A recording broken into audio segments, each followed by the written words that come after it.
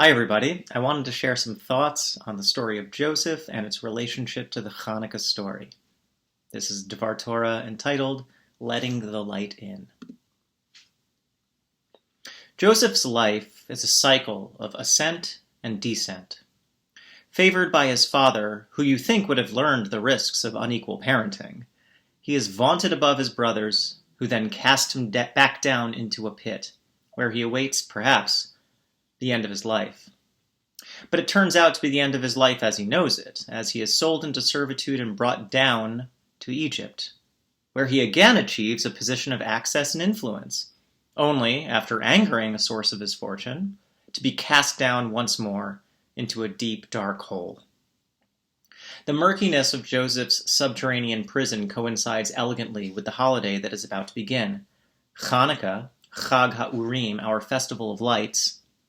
While we could imagine a holiday that celebrated the radiance and brilliance of the sun, perhaps held in the middle of the summer, our Lichtgen Yontif, however, presents us with the opposite dynamic.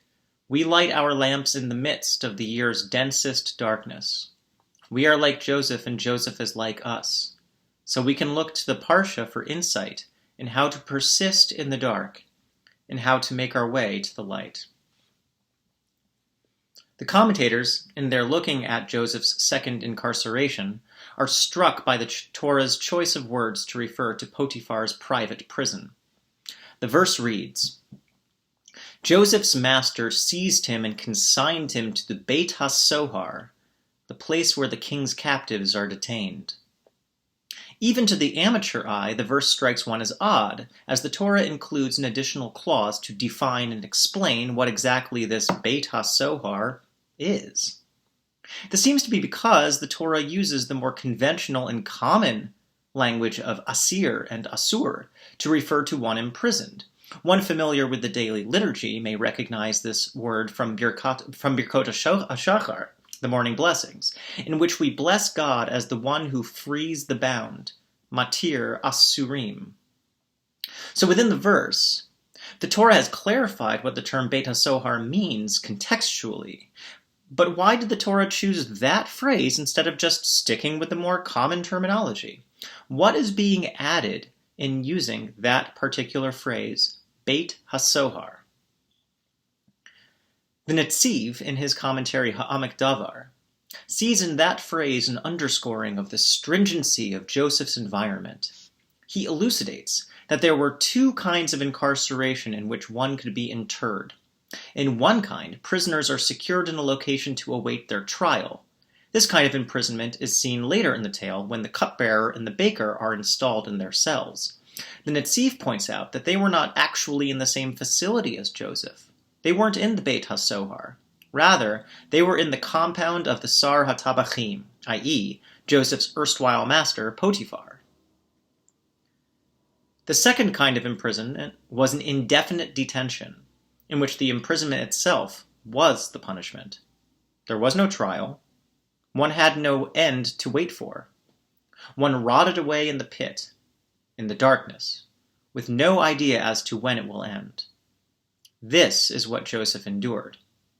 Besides the physical punishment of imprisonment, which is no mean thing, there was also the mental anguish which Joseph had to resist and learn how to live within the darkness, how to persist in his life and in his faith.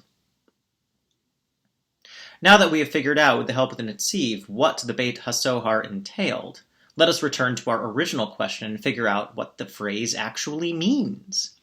Nachmanides, famed mystic and commentator of 13th century Spain, cites Ibn Ezra, his earlier contemporary, that the phrase might not be Hebrew at all and may perhaps originally stem from Egyptian, a non-Semitic language, which explains why the Torah added the explanatory clause afterward.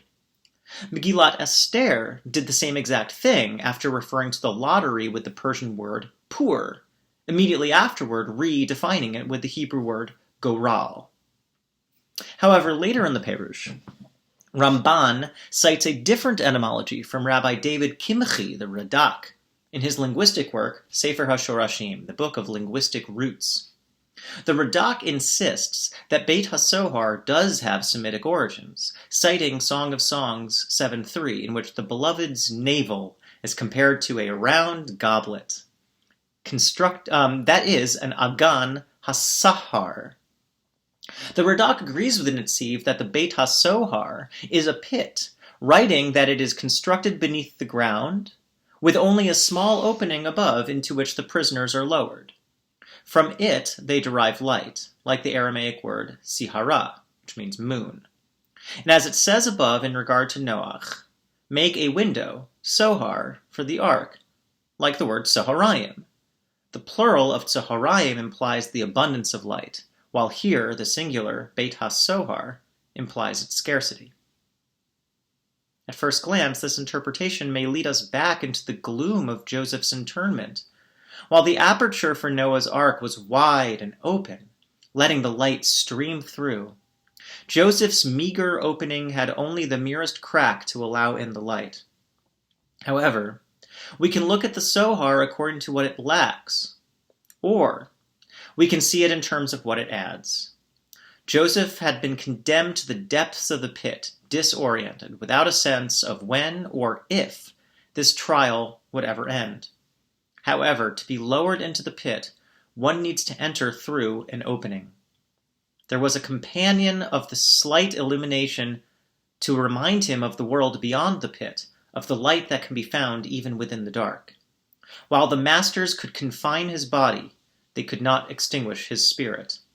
To the eyes of the jailer, the prison took away hope. But to the eyes of Yosef HaTzadik, the sohar added light. The Jewish people are often compared to the moon, sihara, putatively the lesser of the two celestial lights. Like the moon, our place in the world has waxed and waned. However, like the moon, even when it seems to disappear, when its light seems to have gone out, we know that this erasure is temporary, even illusory. When the moon becomes dark, we await for the slightest bit of its light to return, and at its advent, we sanctify the month. We draw down more Kedusha into our lives. The moon teaches us that darkness is something that can exist alongside the light. That light can never be fully extinguished. That resilience matters more than brilliance. That within the deepest darkness, light is waiting to emerge once more. They could take away his position. They could take away his freedom. But they could not take away the moon. Good Shabbos, a lichtgen Chanukah. Have a wonderful time, and I'll see you Saturday night for the Beth Lida candlelighting reunion, 5:45 p.m.